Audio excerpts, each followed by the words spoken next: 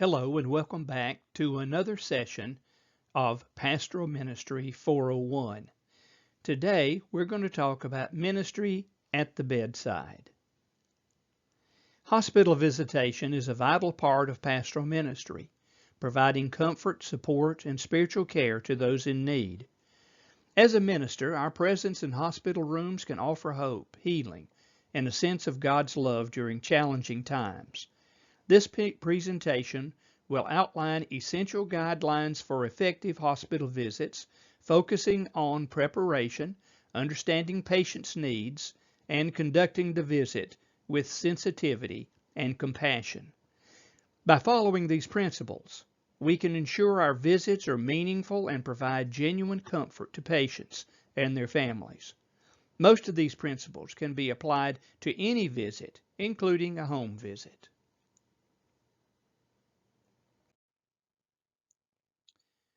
Today, you will learn the two types of reactions to a hospital visitor and what kind of reaction you can expect when you make a hospital or home visit.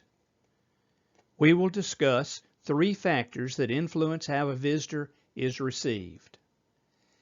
And then what to do before you visit and how to make it more effective. Now let's get started. If you've ever been a patient in a hospital and received a visit from someone, you probably had one of 2 reactions. Here's the first.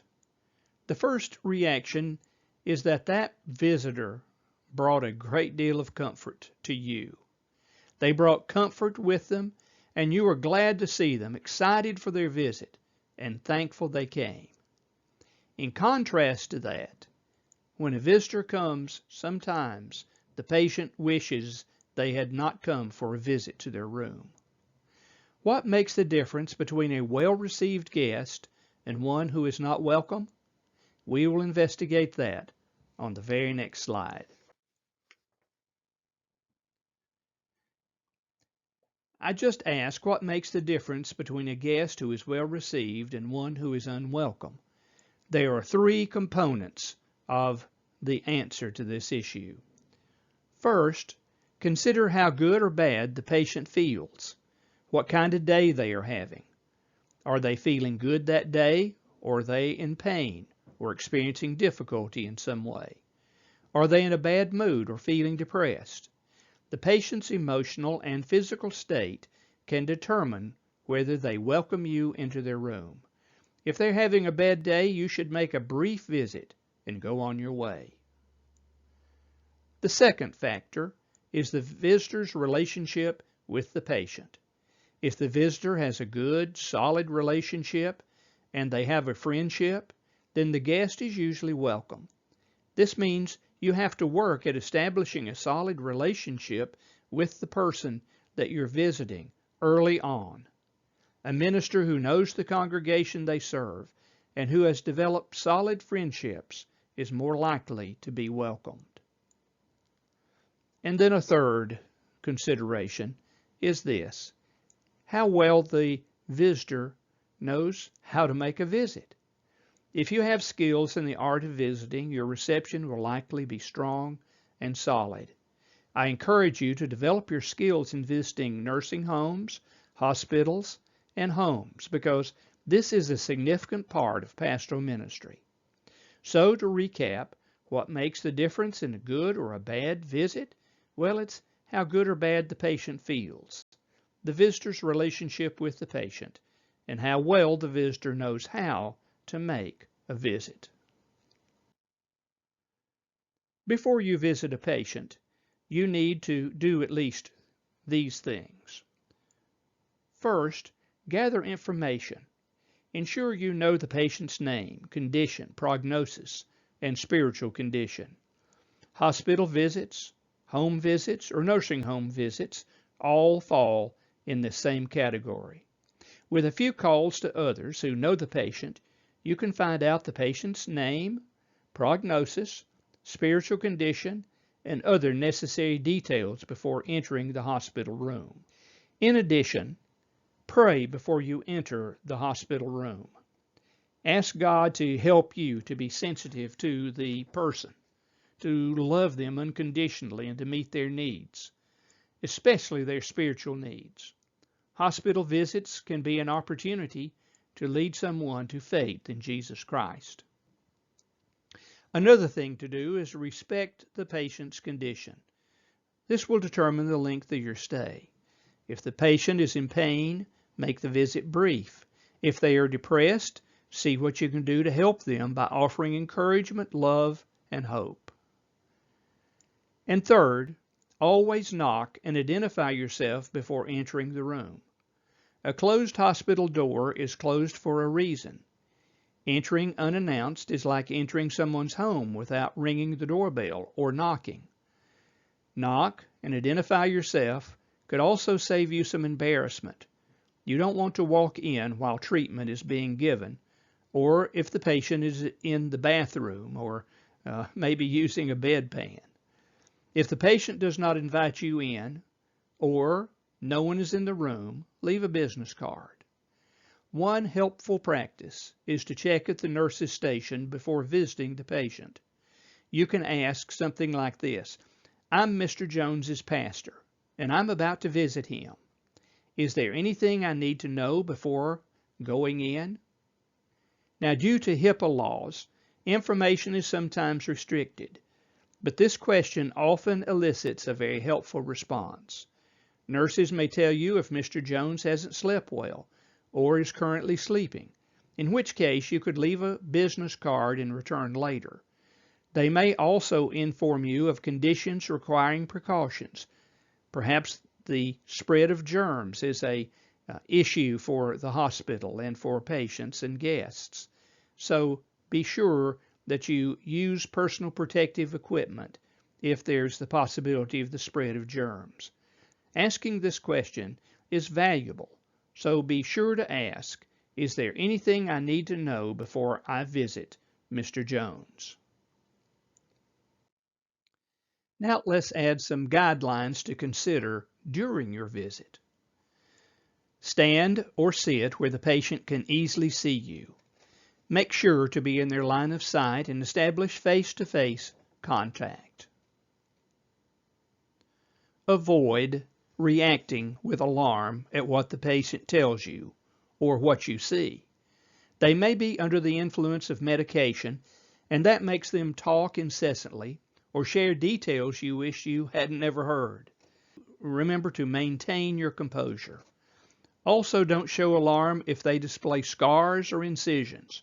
Try to keep your emotions under control. It's worth repeating. Pray silently before entering the room. Ask the Lord for guidance and wisdom in what to say and what not to say during the visit. Another tip is to avoid sitting on the bed. Allow the patient the space they need. Sitting on the bed is not advisable. Now let's look at some more guidelines. Number 7, let the patient set the agenda for the visit. Avoid doing all the talking. Give the patient a chance to express themselves. Ask questions that invite conversation, and periodically ask yourself, why am I talking? That will ensure you allow them to speak. Next, discuss personal issues in private. If discussing personal matters is necessary and others are present in the room, kindly ask them to leave or just simply come back later. And then always respect the doctor-patient relationship. If the doctor arrives during your visit, excuse yourself from the discussion or the treatment. Now let's continue our discussion about what to do during the visit. Leave a business card. This allows the patient and family member to know you visited and provides a way for them to contact you if needed. It's common for patients to forget that a minister visited, so place a card where family members can see it with the date and the time of your visit and perhaps a brief note. That can be helpful. Always offer comfort and support for the patient and their family. Be willing to provide hope even when hope seems absent. Healing can take many forms, so always try to provide hope and encouragement. Avoid appearing hurried. Be entirely present for the patient, making them feel that they are the most important person in your world at that moment.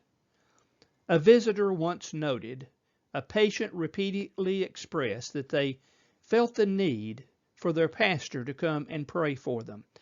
The patient said, "I would feel much better if my pastor would visit and pray with me." Well, sure enough, the pastor did come by for a brief visit, but he left without praying. When asked why the patient didn't request prayer, the patient responded, "I could see the hurry in his eyes, so I didn't ask him." Never be in a hurry. Let the patient feel that even if you stayed all day, your time would be well spent. Although your visit will typically be brief, don't be in a hurry. Don't let people see hurry in your eyes. And then lastly, remember Scripture and prayer is almost always appropriate to share as you visit a patient. And remember to pray for others who are present in the room. Try to remember their names and bring them before the Lord in prayer by name. Let me share some helpful advice for visiting larger or regional hospitals. These facilities often have chaplains who can be a great resource for you. Chaplains can help you navigate around the HIPAA laws and assist in locating patients' rooms or providing patient condition and information. For instance, if you inquire about Bubba Smith, but the patient is listed as James Smith, the hospital staff may not provide information. You may hear them say something like this when you ask for Bubba: "I'm sorry, I don't have any information on that patient."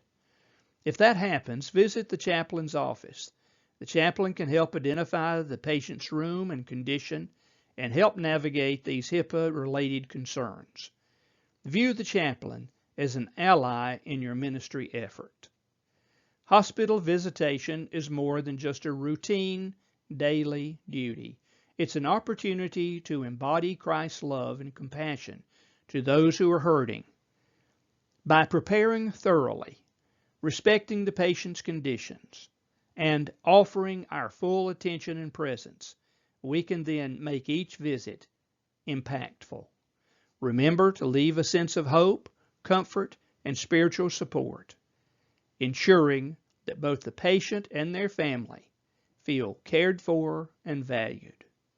Through our actions, we can be a source of encouragement, demonstrating the power of faith and prayer in times of need. This ends the presentation.